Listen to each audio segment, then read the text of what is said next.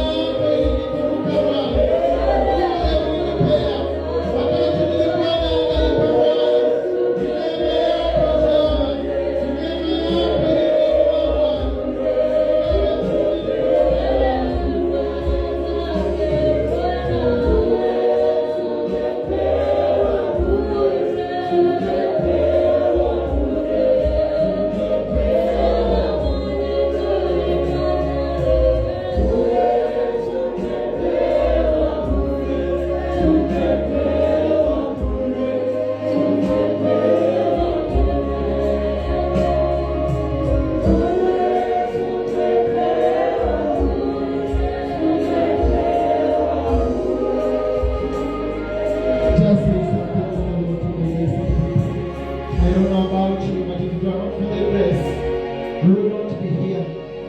Just say something to the Lord. Just say something to the Lord if it were not for you, my Lord. I will not be here today, Jesus.